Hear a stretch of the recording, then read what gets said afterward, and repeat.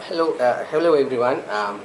Uh, in this exclusive interview, uh, I'm going to have with the 27th Attorney General of this country, Mr. Palitha Fernando, President Counsel. He is to retire from the office this month, and he has kindly agreed with me to give an exclusive interview about his career in the official bar, from which others in the profession can learn. So first of all, thank you very much for giving me this time from your precious time, sir. If I may just mention, it is a well-known fact for the other people, the way how you came to the legal to the official bar. It is a common fact that you were very efficient and skilled students when you were in the Royal College in debating, and you may be one of the few students from the Law College who won the gold medal for the jury trial, both English and Sinhala medium. But also, what is important, how you came to the Attorney General Department is, correct me if I'm wrong, sir, you were doing assignments in the High Court for poor litigants, those who cannot afford their lawyers, and you have made a very good application before the then High Court Judge Siva Sellaya, and the High Court Judge has recommended your name to the then Attorney General Honorable Siva Pasupati. So that is how you have told us that you came to the profession, and this is a very good example. It is very important, especially because the fact that you came from a family where none of your family members or relatives were lawyers or judges or judicial officers. It's an exemplary career, sir. So I would like to first ask you from you, sir, would you like to share some of your experience that you had in the department so far, sir? Yeah, I think what you said was correct. When I joined the profession, legal profession, I did not have any relatives in the profession. We did not have any friends or anyone.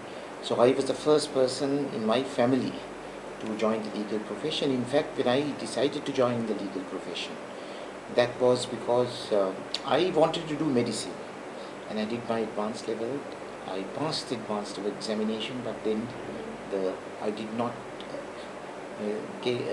get adequate marks to join the medical faculty. And then I was trying to decide as to what the next option should be.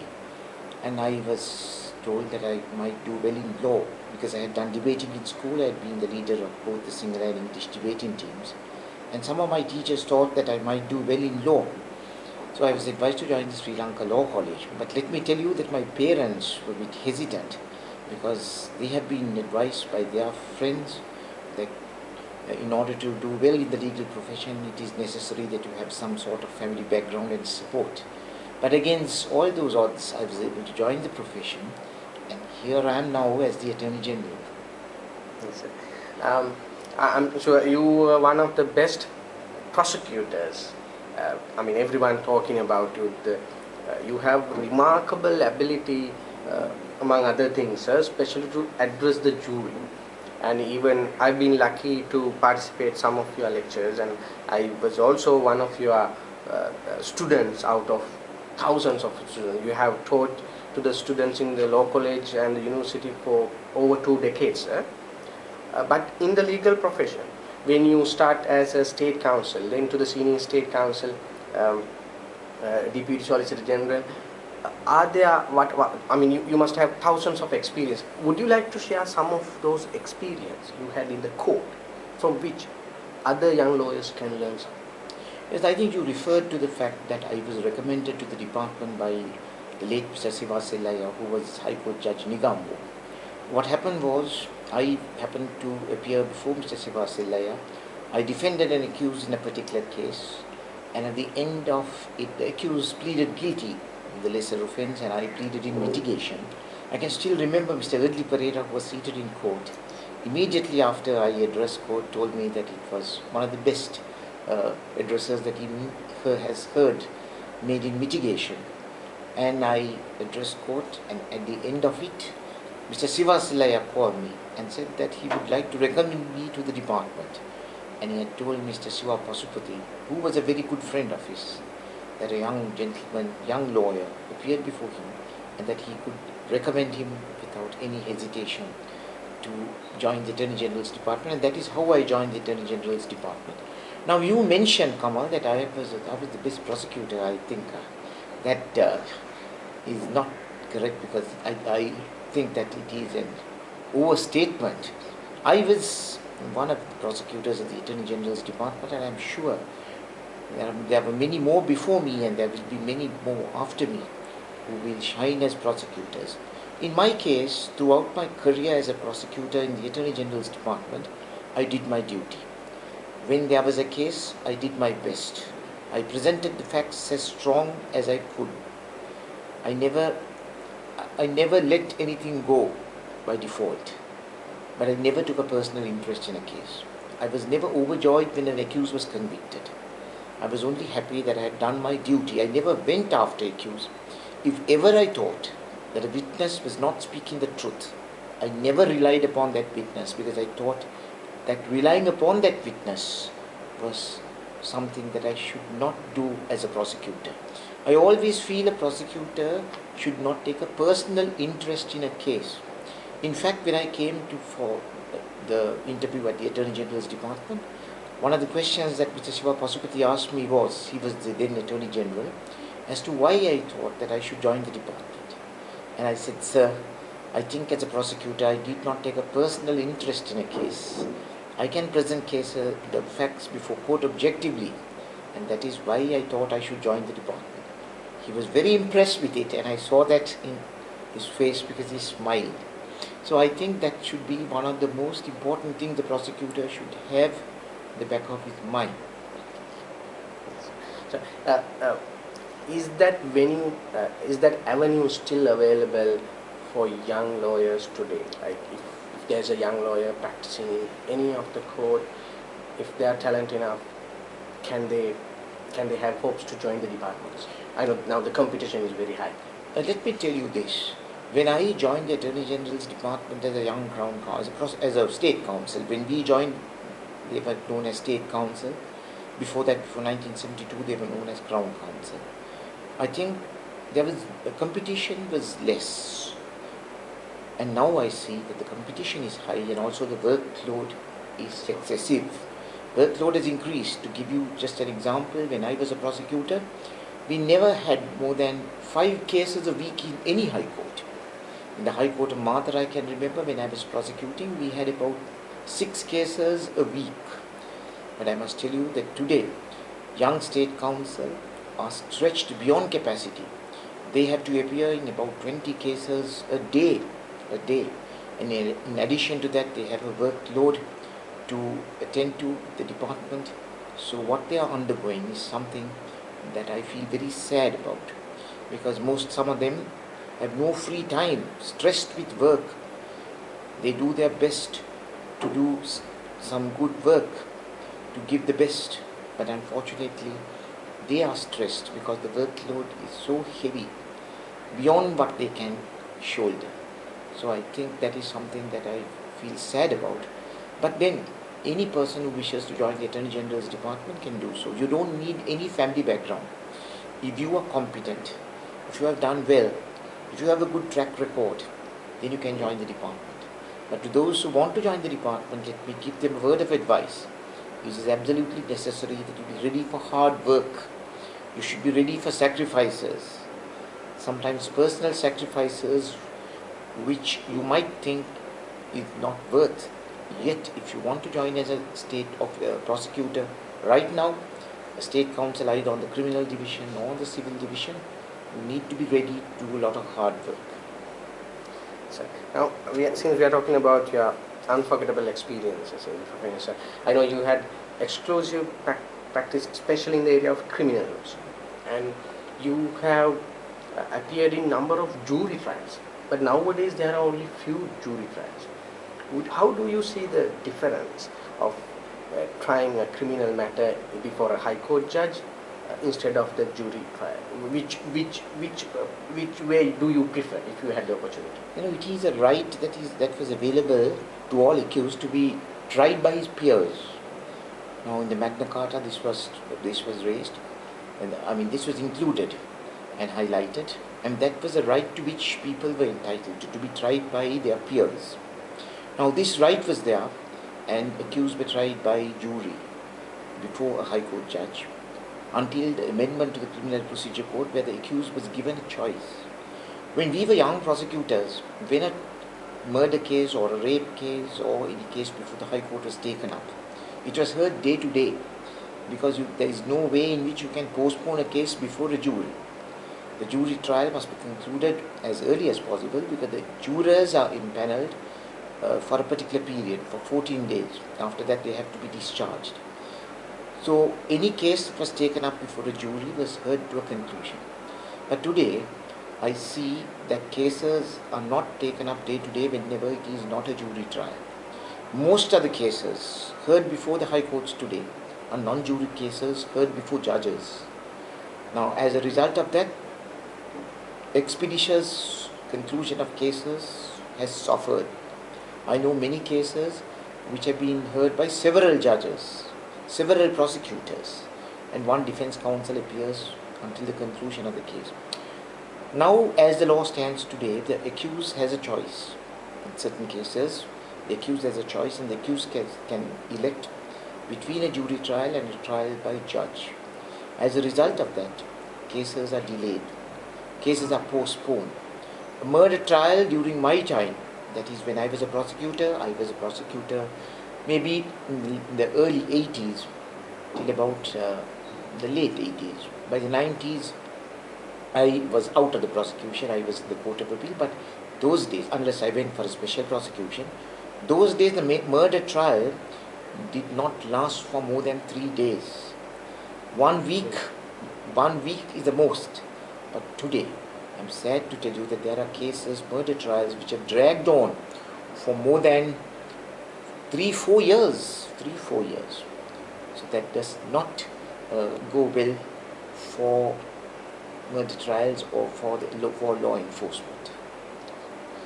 I also would like to discuss with you, sir, when you had promotion as the Additional Solicitor General, and to the Honorable Attorney General, you were quite cooperative with the private bar as well, and you have taken so many steps to improve the quality of the system for the interest of justice.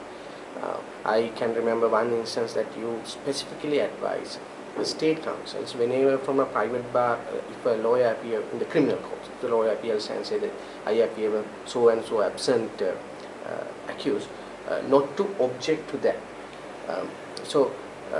Likewise, there are so many things that you have done in your good office here. And are there any things that you couldn't complete? I know a new building for the Attorney General Department is underway on the construction. Are there any things that you wanted, left for someone to do? Yes. Now, throughout I have been in the criminal division, but I think about 8 years ago, I was appointed the head of the criminal division. That was under Mr. C.R. De Silva.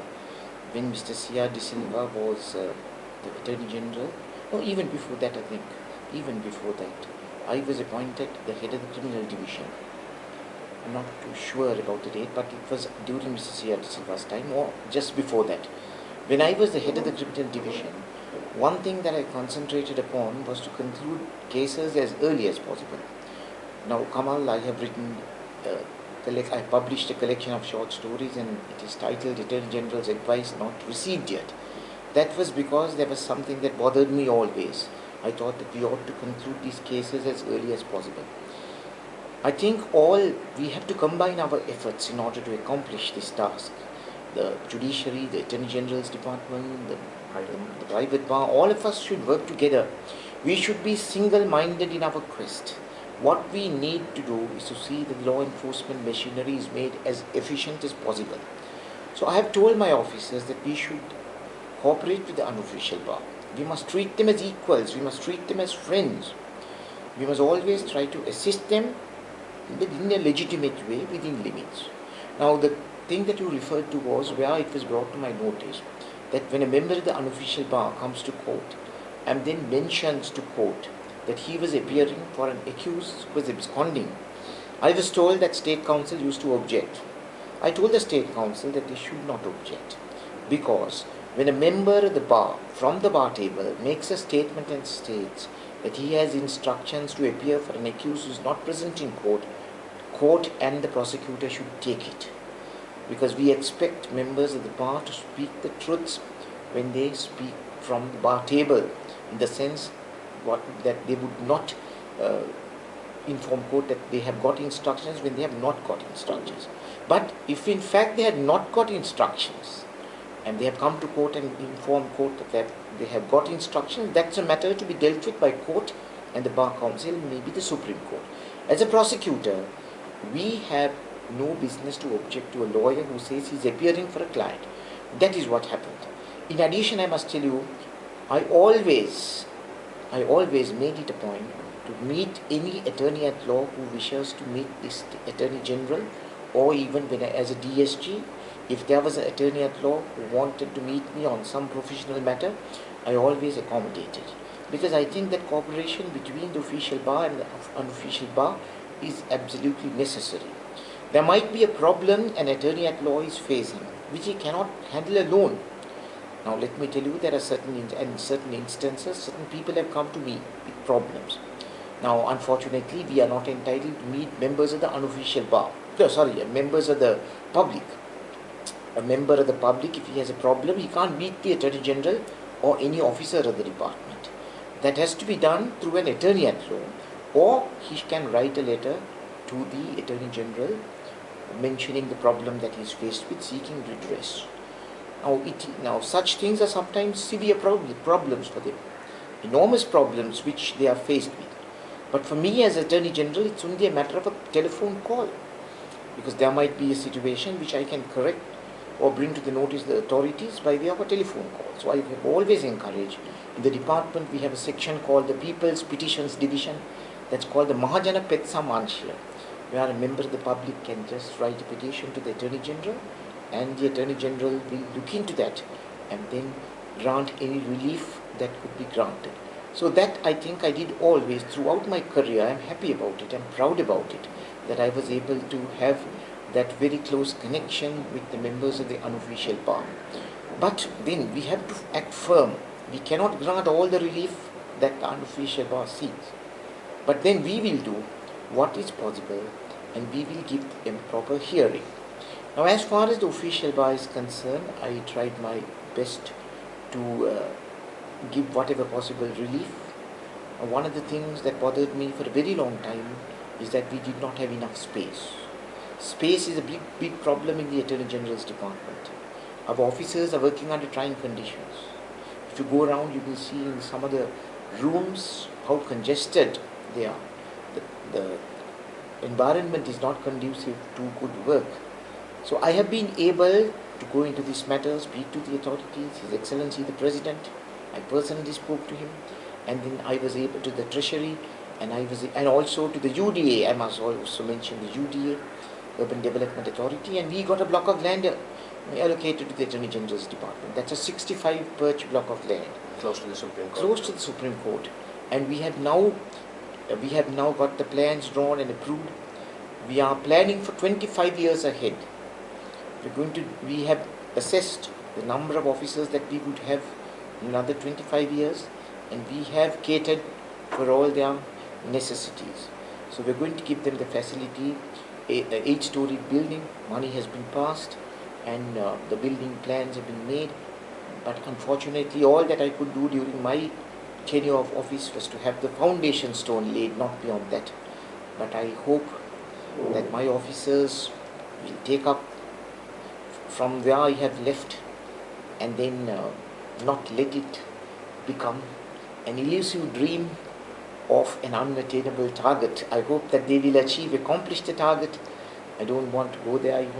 I don't mind even if I'm not invited for any opening ceremony, but let the building stand there. That will be an eternal monument for what I did when I was Attorney General. In fact, what you have done in the department is very much respected. Everyone in the private bar, official bar, even the general public know about you, is talk about very high about you, especially you always smile. This is one of you. I think you are a symbol of humbleness. Even you go to prosecute the matter very seriously, one thing is not missing from your face is very smiles. I think one thing you couldn't do for the last few years, or due to the commitment here in the department, that you're teaching in the law college and other things. But I was lucky enough to have some few lessons from you in the criminal. Now you have written 2 books, which was released to the public last week. Um, any other future plans after your retirement? Do you will teach again in the college? Would you like to tell us about your future plans? I think what you said was very correct. Kamal, when I was a young state officer, young prosecutor, I also lectured at the Sri Lanka Law College. I lectured at the Open University. I lectured at the Bandaranaike Center for International Studies. I was a visiting lecturer at the Kuthalawala Defence Academy, then the Staff College at Sapukaskanda Army Staff College. And let me tell you that I enjoyed the University of Colombo. Let me tell you that I enjoyed every moment of lecturing. I was very close to my students, and then whatever I did, I thought that I was doing a great service. I wanted to give them the legal concepts at a very fundamental level, because I knew that all of them were very intelligent students, and I enjoyed my teaching more than my court work. But then after some time I felt that I should now give up teaching, because I should hand it over to the younger generation. And once I left law college, I gave the next senior officer of the Attorney General's department to become a lecturer in law, and they are doing very well. So I think I need not come back, because the younger generation is very competent. They can take over, they can do their best. So after retirement, if you ask me whether I am going to the law college once again, I must tell you that I do not intend going to the law college again, because I have had my opportunity to serve them. I have done it to the best of my ability, and now I think I am not competent enough to lecture to them anymore, because I am now old and feeble. A younger generation, a younger with more vigor should go and then lecture to them. So let's see how things turn out, and I have no plans for my retirement right now, but then let us see. So you already answered my question about those who want to enter the Attorney General Department, what they should have. But let's talk about the general profession, or the private bar, and those law students want to come. What is your advice to them, sir, when you compare with the time you spent as a law student, the things you did as a law student and the things current law students do? Are they reading enough? Do they aware enough about the legal changes and about the young lawyers? Are they competent enough as you were at that time, 30 years, 40 years ago? And what is your advice to the current law students and young lawyers in the profession, for the sake of the upliftment of the quality of the legal profession? Because nowadays there are a number of rule matters again, different number of lawyers on professional ethics, etc. So I would like to get your advice on that, which will be very useful for the current law students, young lawyers, and future lawyers. Now, if you think of law students in the present day, I must tell you that they are more fortunate than we were. They have many more resources. There are sources of learning. The internet is available, and all those library facilities, then video facilities, audio facilities, all those things are available, things that we did not have. We did not have even a photocopying machine. What we did was we took the books and wrote down, we always wrote down our own notes. So now they have more facilities, so they have more opportunities. At law college, we should study the law, there is no doubt about it. Right? We must do a serious study of the law, but please remember, you cannot expect a law student to turn out an authority on the law while he is at law college. I always believe that what you get at law college is a very fundamental grasp, but you must get that foundation strong. Once you get that foundation strong, and once you join the profession, then you will be able to build on it. So what the Sri Lanka Law College should provide the students is with a grasp of the fundamental concepts, foundation, and more than that, they must interact with the legal profession while at law college, and that is why the law college has been established near the court complex. They should go to court. When I was a young law student, I attended lectures, but more than lectures, I must tell you, I attended court. And when I came to court, when I joined the profession, I knew all the senior lawyers. All the senior lawyers, though they did not know me by name, they knew me because I was a very at courts I was always there, and they had always seen me. They always would smile at me, and then when I came to court in tie doing my apprenticeship, they knew that I was a law student who had been following proceedings. And people like the late Mr. Vikram Singh, Mr. Perera, Mr. Daya Perera, Mr. Bante Suiza, all of them knew me quite well. And then they encouraged me, though I did not have anyone in the profession, but due to my interaction with the legal profession, as I had gone to court, I was very familiar with the court surroundings. So I think that is one advice that I can give law students. Study your law, do your exam seriously, but then remember you can't be an authority while you are at law college. Everything happens once you join the profession. But have that interaction, be very familiar, and then you will be very comfortable once you join the profession. One very strong advice.